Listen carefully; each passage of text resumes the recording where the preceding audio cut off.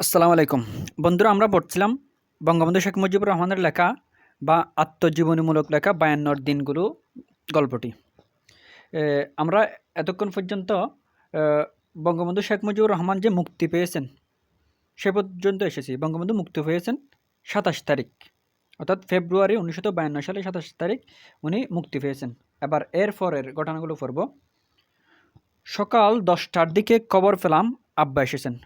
তাহলে রাত্রে মুক্তি পেলেন ২৭ তারিখ, তাহলে ২৮ তারিখ ওনার আব্বা এসেছেন। ২৮ তারিখ সকালবেলায় ১০টার দিকে কিন্তু বঙ্গবন্ধুর আব্বা এসেছেন। জেল গেটে আমাকে নিয়ে যাওয়া সম্ভব নয়, তাই কর্তৃপক্ষ তাকে ভিতরে নিয়ে আসলেন। ওনাকে যদি জেল গেটে নিয়ে যাওয়া হয় তাহলে ওখানে একটা গোলমাল সৃষ্টি হওয়ার আশঙ্কা আছে, বিভিন্ন কর্মীরা আসবেন। সেজন্য তাই কর্তৃপক্ষ তাকে ভিতরে নিয়ে আসলেন, অর্থাৎ আব্বাকেই মূলত কোথায় নিয়ে আসলেন, জেলখানার ভিতরে নিয়ে আসলেন। আমাকে দেখেই আব্বার চোখে পানি এসে গেছে। এটা কিন্তু কি স্বাভাবিক। আব্বার সহ্য শক্তি খুবই বেশি। কোনো মতে চোখের পানি মুছে ফেললেন, কাছে বসে আমার মাথায় হাত বুলিয়ে দিলেন এবং বললেন, তোমার মুক্তির আদেশ হয়েছে, তোমাকে আমি নিয়ে যাব বাড়িতে, তোমাকে আমি নিয়ে যাব বাড়িতে। বিষয়টা একটু ভেবে দেখবে। একজন বাবা তার ছেলেকে জেলখানায় এসে বলতেছেন, আমি তোমাকে নিয়ে যাব বাড়িতে। আমি ঢাকায় গিয়েছিলাম তোমার মা, রেনু, হাসিনা ও কামালকে নিয়ে। ২ দিন বসে রইলাম, কেউ খবর দেয় না তোমাকে কোথায় নিয়ে গেছে। অর্থাৎ ওনারা ভাবছিলেন বঙ্গবন্ধু কোথায় আছে, ঢাকায় আছে। সেজন্য কিন্তু আব্বা বা শেখ লুৎফর রহমান সাহেব ওনার স্ত্রী সায়েরা খাতুন এবং রেনু, বঙ্গবন্ধুর স্ত্রী হাসিনা এবং কামালকে নিয়ে কিন্তু ঢাকায় এসেছেন। ওনাদেরকে যে ফরিদপুরে আনা হয়েছে এগুলা কিন্তু ওনারা জানেন না। কেউ খবর দেয় না তোমাকে কোথায় নিয়ে গেছে, তুমি ঢাকা নাই, একথা জেল গেট থেকে বলেছে। অর্থাৎ বঙ্গবন্ধু ২৮ তারিখ এখানে এসে জেল গেটে এসে কিন্তু এটা কি জানতে পারলেন, বঙ্গবন্ধুর আব্বা এসে জানতে পারলেন। যদিও পরে খবর পেলাম তুমি ফরিদপুর জেলে আছো, তখন যোগাযোগ ব্যবস্থা বন্ধ। নারায়ণগঞ্জ এসে যে জাহাজ ধরব তারও উপায় নেই। তোমার মা ও রেনুকে ঢাকায় রেখে আমি চলে এসেছি। অর্থাৎ ঢাকায় রেখে, মা এবং রেনুকে ঢাকায় রেখে ওনার আব্বা কিন্তু ফরিদপুরে চলে এসেছেন, নিজের গ্রামের এদিকে আবার। কারণ আমার সন্দেহ হয়েছিল তোমাকে ফরিদপুর নেওয়া হয়েছে কিনা। আজই টেলিগ্রাম করব তারা যেন বাড়িতে রওনা হয়ে যায়, অর্থাৎ ঢাকা থেকে যেন তারা আবার ফরিদপুরে চলে যায়, টুঙ্গিপাড়া চলে যায়, তা আমি টেলিগ্রাম করব। আমি আগামীকাল বা পরশু তোমাকে নিয়ে রওনা করব, বাকি খোদা ভরসা। সিভিল সার্জন সাহেব বলেছেন তোমাকে নিয়ে যেতে হলে লিখে দিতে হবে যে আমার দায়িত্ব নিয়ে যাচ্ছি। সিভিল সার্জন সাহেব বলেছেন, কারণ উনি যেহেতু ওনার শরীরের বা ওনার চিকিৎসার কী করছেন দায়িত্ব নিয়েছিলেন, সেজন্য ওনার দায়িত্ববোধ থেকে কিন্তু উনি বলছেন, সিভিল সার্জন সাহেব বলেছেন তোমাকে নিয়ে যেতে হবে, নিয়ে যেতে হলে লিখে দিতে হবে যে আমার আমার দায়িত্ব নিয়ে যাচ্ছি। অর্থাৎ আব্বার দায়িত্বে নিয়ে যাচ্ছেন সেটা কিন্তু বলে দিতে হবে। আব্বা আমাকে সান্ত্বনা দিলেন এবং বললেন, তিনি খবর পেয়েছেন মহিউদ্দিনও মুক্তি পাবে, তবে একসাথে পাবে না, একদিন পরে ছাড়বে। তাহলে মহিউদ্দিনকে কয়দিন পরে ছাড়বে বঙ্গবন্ধুর? মহিউদ্দিন কিন্তু বঙ্গবন্ধুর একদিন পরে ছাড়বে। মহিউদ্দিনকে বঙ্গবন্ধুর একদিন পরে ছাড়বে। এগুলো কিন্তু প্রতিটা লাইনে কিন্তু এক একটা এমসিকিউ, তোমরা সুন্দর করে পড়বে। পরের দিন আব্বা আমাকে নিতে আসলেন, অর্থাৎ ২৯ তারিখ আব্বা কিন্তু নিতে আসলেন। ২৮ তারিখ দেখে গেলেন, ২৯ তারিখ আবার নিতে আসলেন। অনেক লোক জেল গেটে হাজির অর্থ উপস্থিত, অনেক লোক জেল গেটে উপস্থিত হাজির। আমাকে স্ট্রেচারে করে জেল গেটে নিয়ে যাওয়া হলো। স্ট্রেচার কি? স্ট্রেচার হচ্ছে ওই যে হাসপাতালের মধ্যে রোগীকে এখান থেকে ওখানে আসা যাওয়া করার জন্য যে চাকাওয়ালা গাড়িগুলো ব্যবহার করা হয়, ওইগুলো কিন্তু স্ট্রেচার। বঙ্গবন্ধুর অবস্থা এমন হয়েছিল যে ওনাকে কিন্তু স্ট্রেচারে তোলা হয়েছে। আমাকে স্ট্রেচারে করে জেল গেটে নিয়ে যাওয়া হলো এবং গেটের বাইরে রেখে দিল। যদি কিছু হয় বাইরে গিয়ে হোক, এই তাদের ধারণা। অর্থাৎ কিছু যদি হয়, যদি মারা তারা যান, তাহলে বাইরে গিয়ে হোক। যদি জেলের ভিতর মারা যায় তাহলে এটা কিন্তু সরকারের জন্য অনেক বড় একটা চাপ। ৫ দিন পর বাড়ি পৌঁছালাম। এটা কিন্তু খুবই গুরুত্বপূর্ণ একটা এমসিকিউ, খুবই গুরুত্বপূর্ণ একটা এমসিকিউ। বঙ্গবন্ধু কতদিন পর বাড়ি পৌঁছালেন? ৫ দিন পর বাড়ি পৌঁছালাম।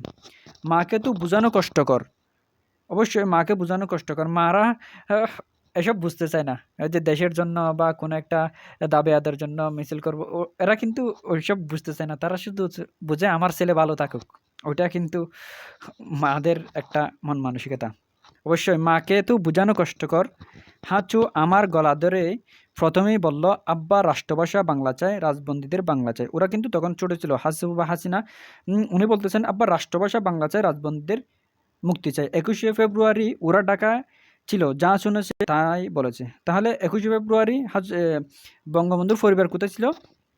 ঢাকায় ছিল। ২১শে ফেব্রুয়ারি বঙ্গবন্ধুর পরিবার কোথায় ছিল? ঢাকায় ছিল। কামাল আমার কাছে আসলো না, তবে আমার দিকে চেয়ে রইল। আমি খুব দুর্বল, বিছানায় শুয়ে পড়লাম। গতকাল রেনু ও মা ঢাকা থেকে বাড়ি এসেছে, আমার প্রতীক্ষায় দিন কাটাচ্ছিল। ওনারা কিন্তু ঢাকায় গিয়েছিলেন, আবার ফরিদপুরে ফিরে আসলেন। এক এক করে সকলে যখন আমার কামরা থেকে বিদায় নিল, তখন রেনু কেঁদে ফেলল এবং বলল, "তোমার চিঠি পেয়ে আমি বুঝেছিলাম তুমি কিছু একটা করে ফেলবা।" উম, এ বিষয়গুলো কিন্তু একটু সুন্দর করে পড়বা তোমরা। আসলেই। আমি তোমাকে দেখবার জন্য ব্যস্ত হয়ে পড়েছিলাম। কে বলতেছেন? রেনু বলতেছেন। আমি তোমাকে দেখবার জন্য ব্যস্ত হয়ে পড়েছিলাম। কাকে বলবো নিয়ে যেতে? আব্বাকে বলতে পারি না লজ্জায়। আব্বাকে বলতে পারি না লজ্জায়। অবশ্যই সে তখনকার সমাজে সেটা একটা পরিচিত ছিল যে, স্বামীর নাম নেওয়া যাবে না, তাকে নিয়ে কিছু বলা যাবে না। একটা লজ্জার ব্যাপার ছিল আরকি। নাসের ভাই বড় নাই। নাসের ভাই বলতে বঙ্গবন্ধুর ছোট ভাই। নাসের ভাই বলতে বঙ্গবন্ধুর ছোট ভাই। উনি রেনুর ভাই নয়, বঙ্গবন্ধুর ছোট ভাই। ব এ রেনুর কি বলা যায়? চাচাতো ভাই বলা যায়। যখন খবর পেলাম খবরের কাগজে, তখন লজ্জা শরম ত্যাগ করে আব্বাকে বললাম। আব্বা ব্যস্ত হয়ে পড়লেন। তাই রওনা করলাম ঢাকায় সোজা। আমাদের বড় নৌকার ৩ জন মাল্লা নিয়ে। মাল্লা বলতে নৌকার মাঝি। ৩ জন মাল্লা নিয়ে কিন্তু তারা রওনা হয়েছেন। এখানে একটা এমসিকিউ আসতে পারে। নৌকার মাঝি বা মাল্লা কয়জন ছিলেন? নৌকার মাঝি ছিলেন ৩ জন।